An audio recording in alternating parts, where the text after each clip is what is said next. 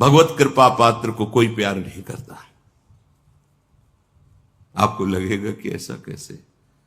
क्योंकि कृपा उसको कहीं फंसने नहीं देती, हर जगह से हटाकर और प्रभु के सन्मुख कर देती है। हमारा दुर्भाग्य है जो हमें लगता है कि हमें कोई प्यार करता है, प्रभु के सिवा कोई हमें प्यार करता है। अगर ऐसा लगता है तो हमारा दुर्भाग्य है। अगर कोई कर रहा है तो मेरे प्रभु ही स्वरूप में कर रहे हैं, ये बात तो समझ में आती है। प्रभु से विमुख होकर कोई हमें प्यार कर रहा है, ये तो बहुत बड़ा माया का फसाव हो गया, भ्रम हो गया। पर कृपा पात्र को यह भ्रम भी नहीं होने दिया जाता, दिखाई देता है इस जगत।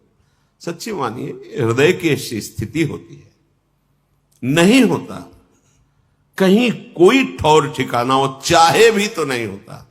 उसका तो स्वभाव जन्म जन्मांतर से पड़ा रहा है ना, ममता आसक्ति करना।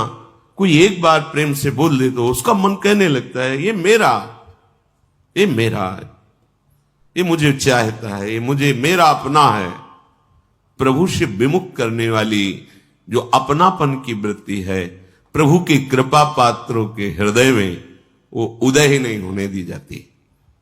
तब ये भरोसा जागृत होता है कि अब क्या गति क्या दुर्गति, में किसी लायक ही नहीं हूं कि मैं कोई दावा पेश करूं प्रभु से, मैं बड़ा व्रत नियम, मैं बड़ा जपी तपी, प्रभु आप मेरा कल्याण कर दे या मुझे परम पद।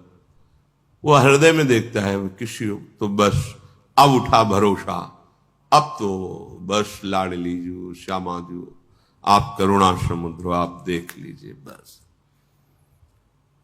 हृदय से जो शरणागति प्रकट होती है, सब ज्ञान सब दिव्यताएं इसी से प्रकट हो जाती है। बहुत ही आसक्ति शरीर में सूक्ष्म होती है, कहने की बात अलग होती है, मैं शरीर नहीं हूं। शरीर से परम पद प्राप्त करने की भावना भी बड़ी सुदृढ़ होती है। ये हम साधकों की बात कह रहे हैं, विषयी पुरुषों की तो बात ही नहीं, वो तो जानते, हम उनकी बात कर रहे हैं जो दौड़ रहे हैं, जो पड़े हुए हैं गिरे, उनकी तो बात नहीं। वो तो जब खड़े होंगे तब उनकी समझ में आएगी बात, अभी तो पड़े हैं विषयों में। जैसे स्वप्न में कोई बड़बड़ा रहा हो तो उसकी बात नहीं समझी जाती, ऐसे विषयी पुरुषों की बात सुनने लायक नहीं है। जो दौड़ रहे हैं सतमार्ग में, तो किससे दौड़ रहे हैं? शरीर से, मन से, स्वभाव से। ये तीनों हैं कौन? माया रचित है ना। बड़ी सूक्ष्मता होती है। हम इन्हीं तीनों से माया मुक्त होना चाहते हैं, इन्हीं तीनों को पकड़ के सूक्ष्मता से देख लो आप। तर्क की कोई बात नहीं इसमें। अगर हम परमार्थ पे चल रहे हैं तो इन्हीं तीनों का आश्रय होता है। अंदर से देखना, ये आंख की बात कह रहा हूं, छाती की बात। शरीर स्वस्थ रहे, मन निर्विकार होकर प्रभु में लगे, हमारा स्वभाव बन जाए कि हम सदैव सत्य चिंतन करें। ये कोई गलत बात नहीं है, ये आकांक्षा ठीक है, पर आश्रय किसका है? अब इसी बात से पूरा जीवन पीछे का जो संन्यास का, अब उस पर प्रहार हो गया। शरीर भारी अस्वस्थ, भयानक पीड़ा, रोग।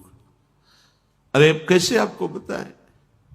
गंगा किनारे की भोली बुद्धि, हमें पता नहीं क्या, बहुत दर्द हो रहा है, बहुत परेशानी।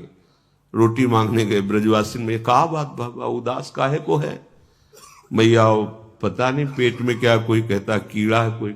अरे आप क्या समझते? 250 रुपए का अल्ट्रासाउंड होता था, उसके लिए व्यवस्था नहीं थी। कई बार डॉक्टर को जो वो कहते थे आप करवाओ अल्ट्रासाउंड तो पता चले कहां क्या है। किसी के पास कोई संत ले गए कि संत को अल्ट्रासाउंड कराना है, तो ऐसे बात कर रहे थे जैसे किसी मुजरिम से बात किया जाता है। आप कागज दिखाइए, कागज तो नहीं है, ऐसे हम नहीं दे सकते आपको, आप कागज दिखाइए, डॉक्टर से बनवा के ले। ये